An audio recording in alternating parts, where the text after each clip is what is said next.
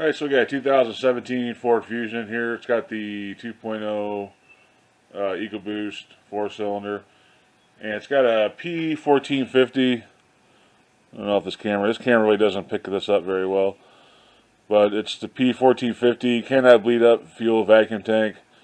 And one of the most common, probably the most common problem on that is the purge solenoid by the engine there. And I've already tested it. I'll show you how I tested it, and then we'll go and get the part. Actually, nobody around me has it listed, so I'm actually calling Ford to see if they have it. It's kind of surprising. This particular purge solenoid valve does not. You cannot take it off of the lines on the lines going to the intake where the vacuum comes from. You can disconnect it from the fuel tank and take it off from there, but then you cannot take it off from the lines. They're molded onto the part. So when you buy this valve, you're going to have to buy all the lines that go with it to go to the intake. I think there's two. One goes up by the throttle body, then one goes down lower on the engine. So I'm going to show you that real quick and how I know that's what it is. There is a canister vent valve on the back of the engine, or on the back of the by the driver's side wheel by the gas tank. I don't believe that's what the problem is here, because I already tested this purge valve up here and it didn't pass my little test. So I'll show you real quick what we're looking at. Alright, so we're just going to test this real quick. I'll get in there closer and show you what's going on when we replace it, if that's what it needs. So I went ahead and took this black line off that comes from the gas tank up to the purge solenoid here. And it took that loose. There's a green clip on it. Just pull that up and pull it loose. And I went ahead and attached a Mighty Vac to it. And all I'm going to do is just pump it and see if it builds up any pressure and holds it. If it does pull up pressure, it should hold it.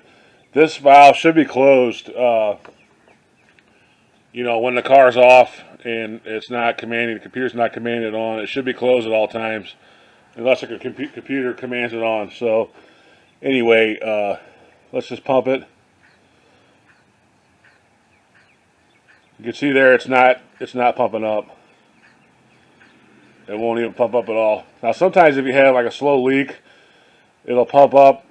Say you pump up 10 pounds or whatever, and then you can watch the gauge and it'll just slowly creep back down. That would still be bad. But this one's not pumping up any at all. So this is completely this one's completely messed up. So anyway, we'll go ahead and change it. I'll go get the part, and then we'll put this pump on there, and I'll show you how it should look on the new part. So let me go get that real quick, and then we'll be right back. Alright, so a lot of these, you can just buy the actual purge solenoid, which would be this part right here. This is the part that I was hooked to with my vacuum.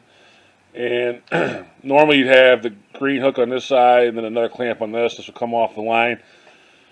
In Ford's infinite wisdom, they decided to make this all one big piece with looks like four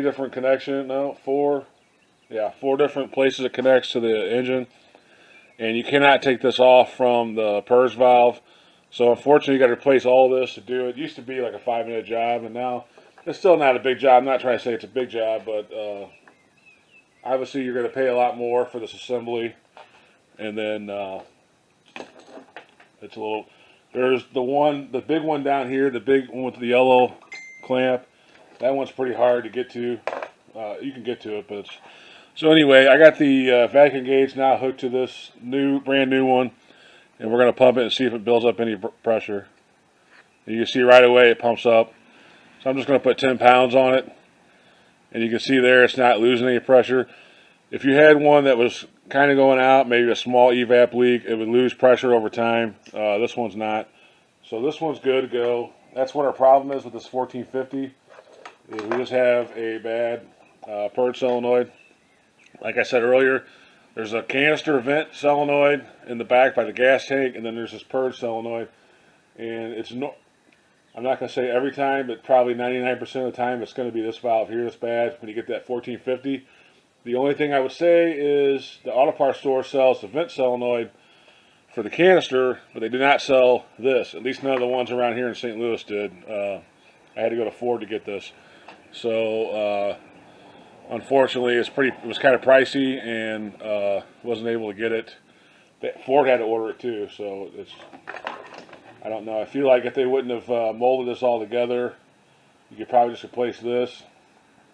Maybe a local auto parts store to have it, and it'd be cheaper and get it right away. But you know, they make the big money, not me. So anyway, I'm gonna go ahead and pull this old one off, and then we'll put this new one on and clear the code, and it should be good to go. I'll go ahead and show you what we're doing with the new one, or the old one, taking it off, and then we'll put this one on. Alright, so here's the solenoid here. This hose is kind of in the way to show you on the camera, but you got this black clip here. It has to be pulled up. Get a pick or a screwdriver. Pull that up. Be careful, don't break it, because you don't want to have to replace this line. Once that's pulled up, you can pull it straight off of the solenoid. And then you have one electrical connector right here. Just press in on the tab by the connector and pull that out. And then the new solenoid comes with a bracket, but I don't see any reason in trying to change that out. It just pops up off of the bracket, and we'll just pop the new one on. We're not going to change that bracket. The bolts for it are way down there, and I don't see any reason why we should change that. So just pull that off, and then we're just going to follow it. And you have all these random connections. You got this white one here. Just push down on that, and it should pull out. And then this one, this yellow one, normally you pull these out. Let me get my screwdriver real quick, and then we'll just do these all together. And the hardest one is down in here. There's two down here. One on the top's not that bad, but there's one on the bottom that's pretty hard to get to. But let's get these top ones off real quick, and then we'll get those other two. So on the white one, you just press it down evenly, and that'll release. And then this yellow one, you pull up, and it should release. Whoa. Yeah, I just broke it, which can happen pretty easily. So I'm going to have to get a pair of needle nose and pull that clip up. Since we got a new one, it's not a big deal. You got to be careful with it. I could have been a little more careful with it, I guess. But anyway, this stuff, it's all plastic. It breaks easy. So unfortunately, that one's broke, but we're replacing it anyway, so it's not a big deal. Get a needle nose and pull that clip up, and then I'll come back. Alright, so I finally got it out after about 5 minutes of messing with it. It's probably better not to break it like I did. I broke it, so I had to kind of dig it out of there. So once you generally pull that yellow tab up, this should pull off. If it breaks like mine did, then just dig it out. I used a pick. Now the two down here, I believe what I do is press them in, press the button in, and then they release. I'm probably not going to be able to get you down there. I'm going to go ahead and take them loose, and then I'll kind of try to show you where they're at, but my head, arm, and whatever else I put down there is going to be in the way. There's a lot of AC lines and hoses and stuff. It's not really easy to see, and I wouldn't probably be able to show you on the camera, so all you're going to do is just follow these lines. You got the two top ones here, and you got the two that go down into here. Just follow those down underneath the manifold there, and unhook them. You're going to look at the new one. Let me get the new one real quick.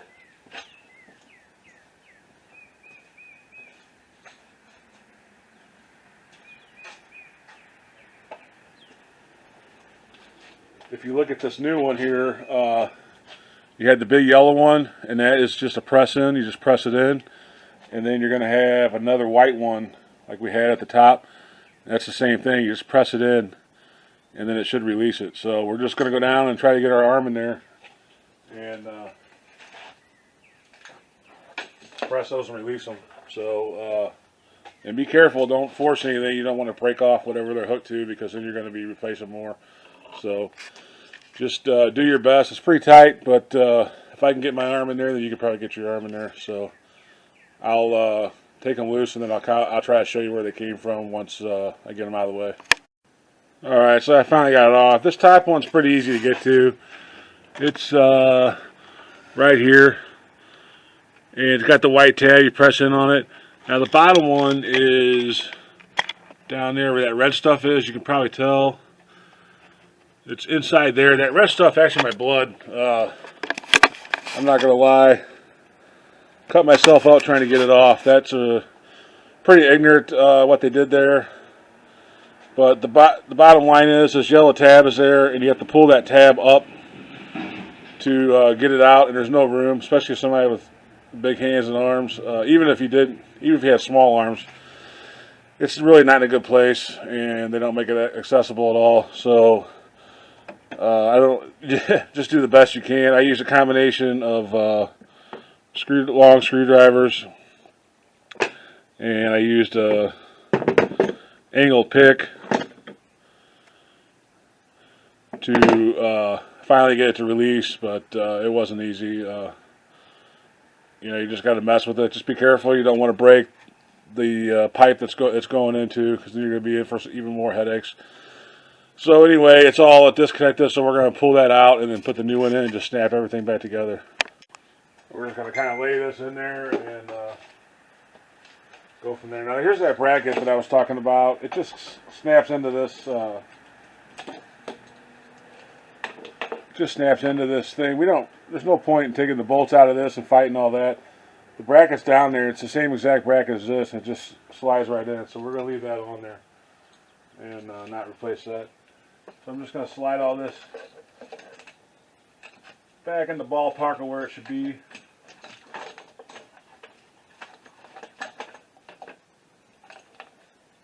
And I will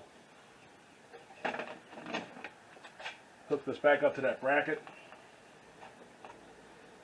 And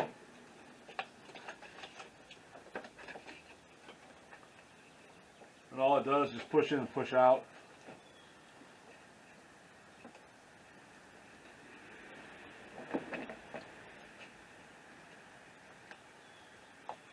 And then it's just a matter of going through and just pushing in all your connectors. Should just be able to push them in. Plug in your electrical connector, the one there, the two down there, and then you should be good to go. So I'm going to go ahead and clear the codes. We'll take it for a ride, which this kind of code probably wouldn't come back right away anyway, but we'll take it for a ride, and I'm sure that's what it is, because I showed you before it didn't hold vacuum. So that's pretty common, one of the most common things on that P1450. It's what you're going to run into 99% of the time, probably, is a bad solenoid. Just and like I said before, you can disconnect the electrical, disconnect that back line that goes from the gas tank, start the engine, and just put your finger over the hole. If you can feel vacuum, if it's trying to suck your finger in, then it's bad. It should not have any vacuum at all on it at a closed state or just at a normal state. So if you got the electrical connector disconnected in that line, then the computer can't command it on, and you should not feel any vacuum at all coming from that. So if you don't have that pump, it's a easy way to do it without any tools at all. So anyway, I'm just going to go ahead and finish this up. There's not much else to show you on it. Clear the code, take it for a short test drive, and then kick it back out of here. So that's the P1450, the purge solenoid valve on a 2017 Ford Fusion. This has the 2.0 EcoBoost in it, but they're all probably pretty similar. And like I said before, some of them have connections on both sides of it, so you wouldn't have to replace all that other hosing and stuff on it, and it's usually a little bit cheaper. So just depends on what year you have, I guess. So anyway, thanks for watching, and as always, God bless.